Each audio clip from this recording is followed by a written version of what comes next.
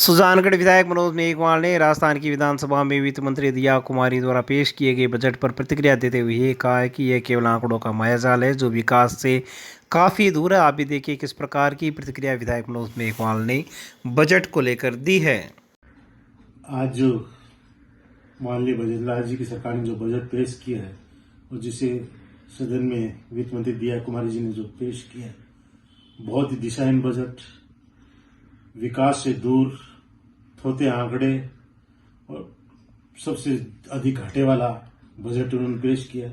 सबसे बड़ी चीज जो इस बजट से निकल रही है कि इस बजट को पूरा राजनीतिक तौर पर इन्होंने किया है कि किस तरह से भेदभाव पूरे प्रदेश में इन्होंने राजनीतिक रूप से किया है।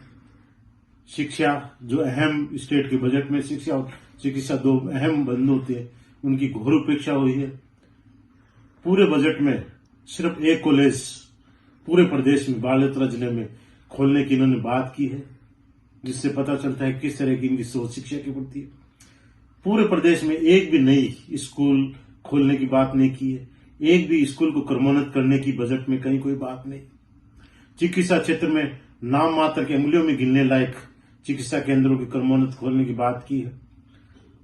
ऊर्जा के क्षेत्र में पूरे प्रदेश में 132 और 220 की गिनती के 7-8 जीएसएस की इन्होंने बात की है।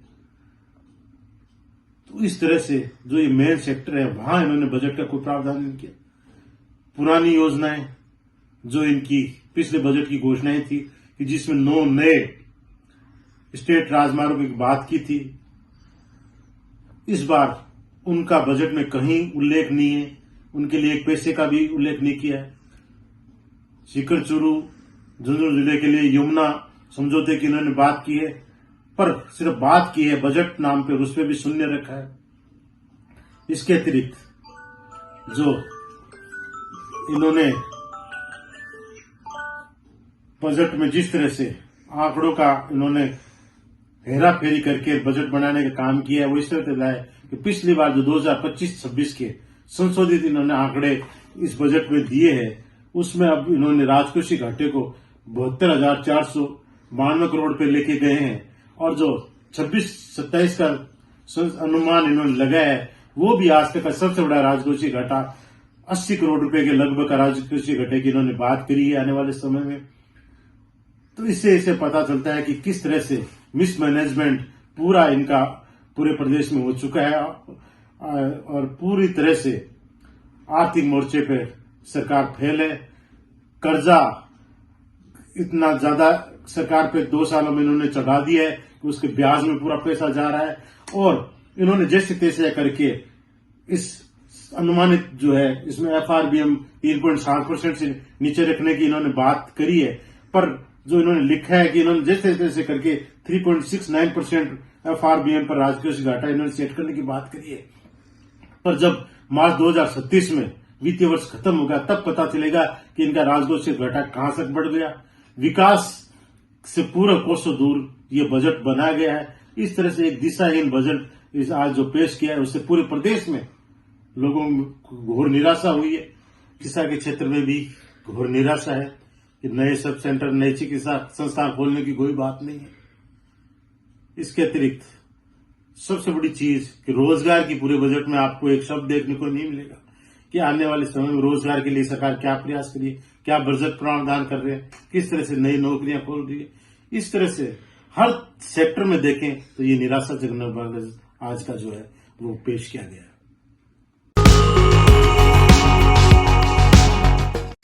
सेवानिवृत्त एडीएम रामसु गुजर का स्थानीय भारत माता चौक स्थित देवनारायण मंदिर में अभिनंदन किया गया। श्री देवनारायण भगवान मंदिर समिति ट्रस्ट सुजानगढ़ के अध्यक्ष नरेंद्र गुजर के नेतृत्व में समाज बंधुओं ने दुपट्टा पहनाकर व माला पहनाकर तथा कर्नल किरोड़ी सिंह बेसला की प्रतिमा प्रदान करके अभिनंदन किया। इस अवसर पर रामसु गुजर ने कहा कि समाज शिक्षित होकर ही विकास के पथ पर आगे चल सकता है, इसलिए उच्च शिक्षा की तरफ हमें ध्यान देना चाहिए। इस दौरान बंसीलाल गुजर, गोविंद कसाना, लालचंद पोसवाल, मनसुख खटाना, दौलत भाटी, ओम प्रकाश चौहान, चैन रूप लेलू, अजय सिरादना, रामनिवास गुजर, राजकुमार छावड़ी, रामलाल गुजर, मनोज बोकण, हेमंत सिरादना, जगदीश गुजर, जगदीश प्रसाद ठरड़ा सहित अनेक समाज बंधु मौजूद रहे।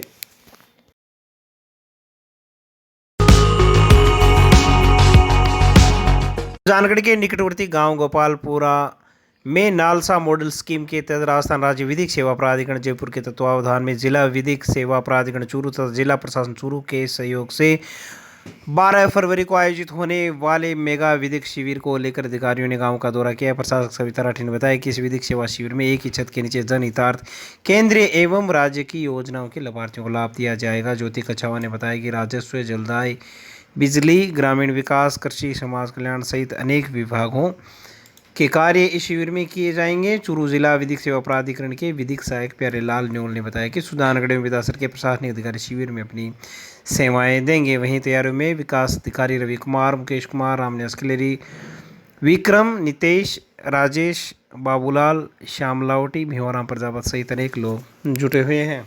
चूरू जिले का गोपालपुरा में मेगा विधिक शिविर आयोजित होने जा रहा है कल दिनांक 12 तारीख को सुबह 10 बजे, जिसमें विधासर सुजानगढ़ के सभी प्रशासनिक सभी विभागों के यहाँ पर अधिकारी मौजूद होंगे और हमारे न्यायाधिपति भी यहाँ पर होंगे। मेरी सभी से अपील है कि अपने कामों के लिए एक ही छत के नीचे यहाँ पर लाभार्थियों को लाभ दिया जाएगा, जिसमें शिक्षा विभाग, जिसमें पंचायत राज, बिजली विभाग, जलदाई विभाग, सभी विभागों की जो जितनी योजनाएं हैं, चिकित्सकीय विभाग, चिकित्सा के भी यहाँ पर चश्मे और उनकी जांच होगी आँखों की। इस प्रकार के सभी जो सामाजिक कल्याण के कार्यक्रम हैं वो यहाँ पर होंगे, जिन्हें ट्राईसाइकिल, स्टिक, इस तरह के उपकरण भी यहाँ पे वितरित होंगे। इसलिए मेरी सबसे अपील है कि आप सभी आएँ। विकलांग सर्टिफिकेट भी यहाँ तुरंत बनाए जाएंगे। सुजानगढ़ विधासर के सभी गांवों के, शहर के सभी ग्रामीण और शहरी लोग यहाँ आएँ, जिनका तुरंत सर्टिफिकेट होगा, जन्म मृत्यु प्रमाण पत्र भी होंगे और अगर नामों की शुद्धिकरण है वो भी यहाँ होगी। इसलिए मेरी अपील है कि सभी आकर इस कैंप का फ़ायदा उठाएं।